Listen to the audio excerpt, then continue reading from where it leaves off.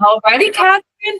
It's been great chatting with you off the recording here. You and I got to speak a little bit about your professional experience. I'm sorry, not your professional experience yet. We will get to that, but we spoke about the role and the duties that it entails and what your day to day will look like. Now, Catherine, I would love to proceed with getting to know your professional experience a little bit more. Now, before you do that, I do have your resume pulled up here. So I want to just highlight a little bit of your resume and I'll go ahead and pass you the mic. So, Heather, looking at your resume here, you have extensive experience when it comes down to sales. So you've done sales, I would say, well over 20 years.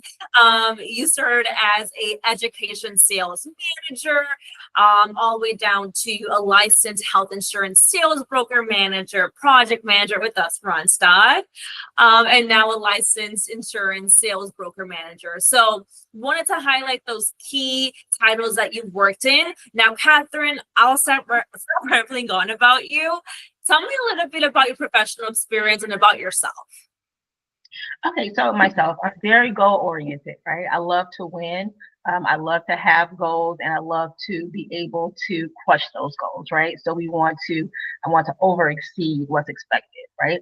So in my experience with sales is I have sold education, which means I have talked to people and help them understand that they need their associate's degrees, their bachelor's degrees. When they try to go, well, maybe I don't need it. I'm the one that goes, hey, no, I talked to you. All right, you wanted your education. Let's get this education. So that was my educational sales.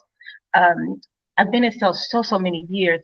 I am licensed. I have my life and medical insurance license. So I have sold Medicare for many years.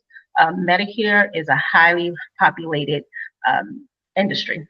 So there's, of course, people that are 65 and older, helping them to understand the plans and then selling them on the different plans. That was another role. And then Randstad, one of my favorites.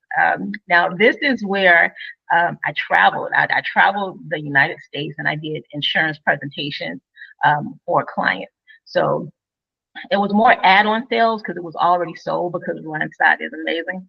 So I actually had the opportunity to just travel and go over the insurance aspects to the clients and make sure the clients are happy, right? So that is what it boils down to. For me, when I'm working with any corporation, it boils down to making sure the client is happy. So we're going to sell that client, right? And then once we sell that client, we have to keep that client. That's important. So once we get that sale in, we definitely have to keep that communication and that relationship open, make sure that that client understands you, know that they can get in contact with you because we want to keep that client. So that is the experience that I have. And like you said, I'm 15, 20 years sales.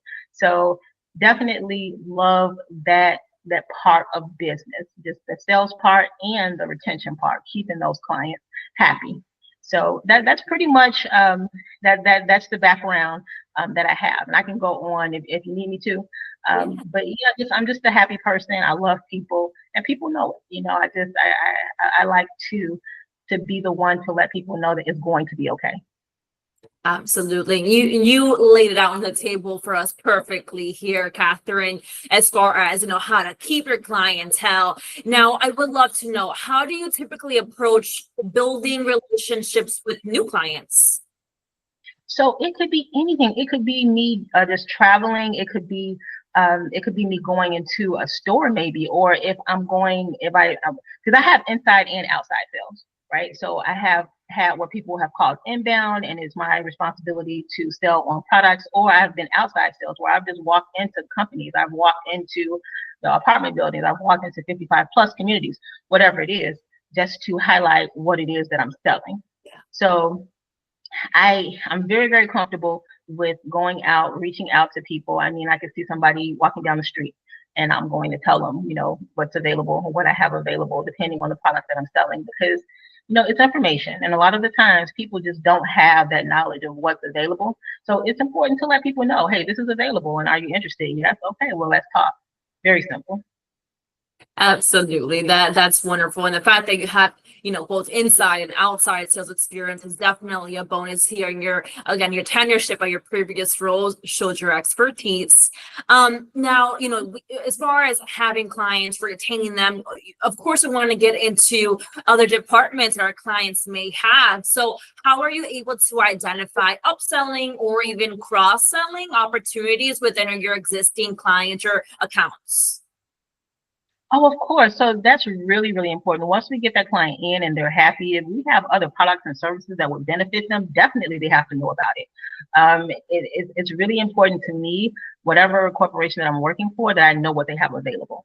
Okay, so if I know what you have available, I know what we can sell. I mean, it's really important. It's going to help the client. So, and they need to know about that. Just like, with outbound sales, if I walk up to a person, tell them what we have available, it's the exact same thing. Once you're in, hey, there's other products and services that we have available.